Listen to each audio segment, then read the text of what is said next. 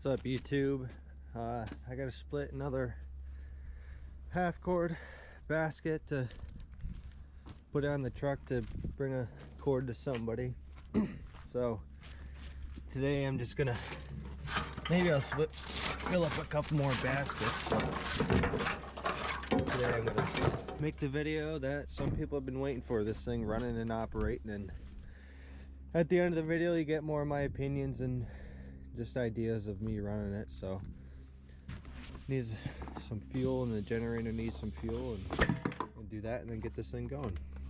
If anybody's wondering what this model is for this mobile gas tank, I'll put the link in the description. I bought it on Amazon from a third-party seller, and it's been pretty good. I've probably ran maybe 300 gallons through it, and it's worked great. It's got an auto shut off on the nozzle. I don't know if you guys can see that or not, but it works good for what I needed to do, because I was sick and tired of hauling these 5-gallon gas cans everywhere. It's got a 15-foot hose, 12-volt power, and it's got fork pockets on the bottom of it.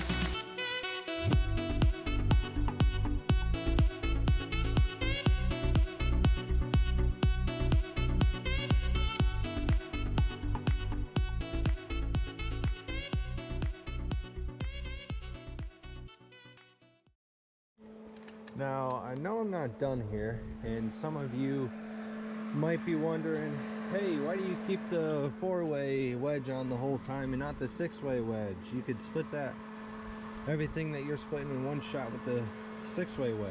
Well, with the 6-way wedge, with the wood that I'm splitting, because I'm splitting pieces like this that can't go through the processor, and I take my wood screw and I split them up. I don't know if the grain is tighter on them or something, but it doesn't like to push it through the 6-way wedge. And other people might be wondering, hey, you know, you're still touching every single piece of wood, and you know, you're spending too much time hassling the wood. That's also because I'm throwing these kind of pieces through there that are just not perfect firewood. I don't buy my firewood, I get it for free. So I kind of think that that's a plus. Yeah, I got a little bit more work to deal with to split it into firewood, but I'm also not paying $100 a cord and only making 80 bucks on the cord, because I'm not buying my firewood in the perfect single split lengths. But here, got a couple trees for myself here, some nice brown wood, and we're gonna run this through, and I'll show you guys how this thing devours brown wood. If this is the kind of wood that you're always splitting, you're gonna see what this thing does to it.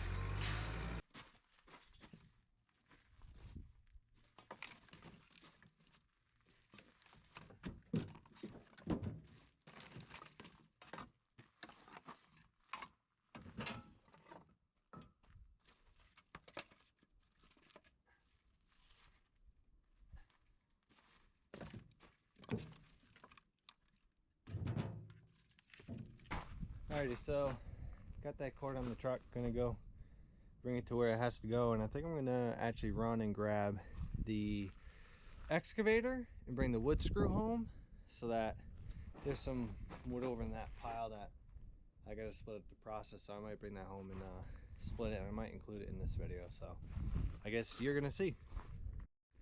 So I actually did end up going and getting the excavator from where it was.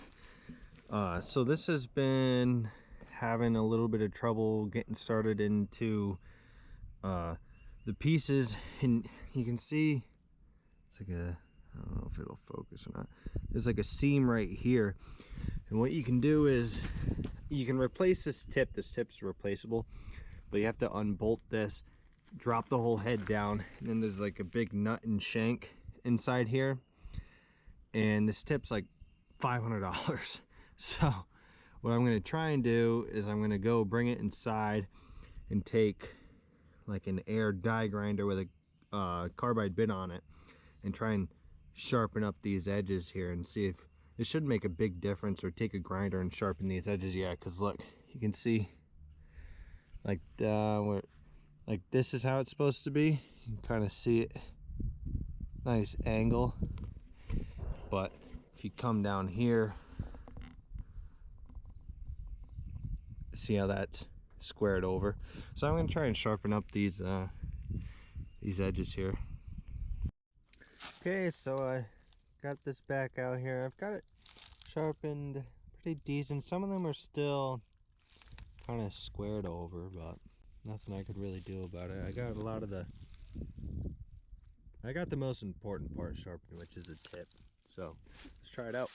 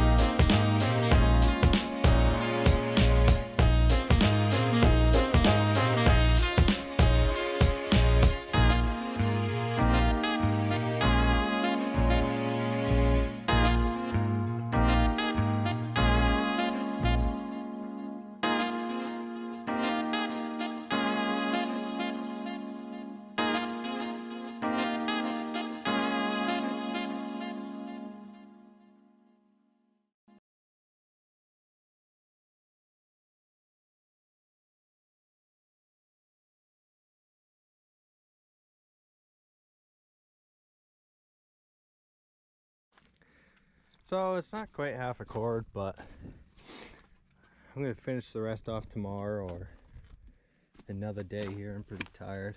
As you can see, I get like a lot of chaff in here, and I don't necessarily like it because it ends up going to my customers, which isn't the greatest thing.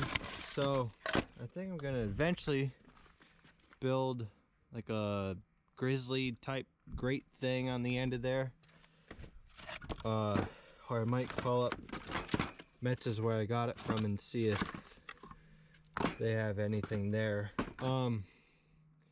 But you wouldn't have any of this if you were splitting greenwood. Like if you have an operation where you buy 100 cord of greenwood in the beginning of the year and you split it all, and then you stack it in a pile and then you load it up and sell it, you won't have any of this problem here. It's only because we're splitting it with the wood screw, and as you can see, you get pieces like this where they flare off, and when you run that through, you just get a whole bunch of chafe with it. So as you can even see, like just the debris of the wood being in here, it's just a lot. But what I usually do is I dump out the half cord piles somewhere in here, and then I let it sit, you know, for a year or all summer, and then I'll load it up back in the baskets to sell.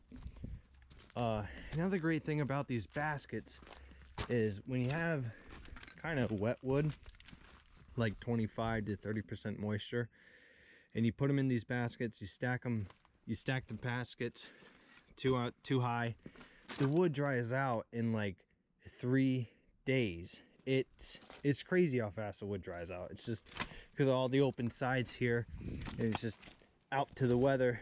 It's absolutely crazy how much the wood dries out. As you can see, if you guys made it this far in the video, let me know what your favorite camera position is, just so that for future videos I'll know what people want to see. Honestly, I try to do what, you know, if I was watching the video, I try to make the view just like what I'd want to see. But again, I'm not watching my own videos, so you guys let me know what you want to see. So if anybody was wondering, I do have dust collection on this. I got this little adapter piece from Amazon. It was like $5. I got the hose on Amazon too. It's an old just dust collector for a wood shop. And then I took an IBC tote, and so I took an IBC tote, cut the front of the bin out, and then screwed the plastic bin to the bottom of the crate. And then all I did here is I just welded nuts, and I just ratchet strap it to keep it shut. And then I took the top of it, cut a 6-inch hole out for this hose, and yeah, it works out great. I can keep stuff behind here, like the fuel can and the generator for it. I don't have to worry about scooping up or cleaning up a whole pile of sawdust. All I got to do is just hook up to that. So what I do, it's actually way over full. I should have dumped it this morning when I started, but I didn't. So there's just a chain on the back there, and then go over here to the forks. All I did was I welded a hook on there, and all these baskets have a hook too, and I just pull these pins. And if you guys are interested in these baskets, I do have a video of me making them, so you guys can go watch that. If you guys want to see more videos of the Japa, just like the video, honestly, and that's just going to show me that people want to see more. Actually, another note on the work is I'll have a video out soon of, our new tilt rotator at work. We got a tilt rotator on our new mini excavator, so there'll be more videos coming out about that, and hopefully a lot more videos of us running it, doing jobs. If you guys want to see any of that, just stay tuned. Thanks.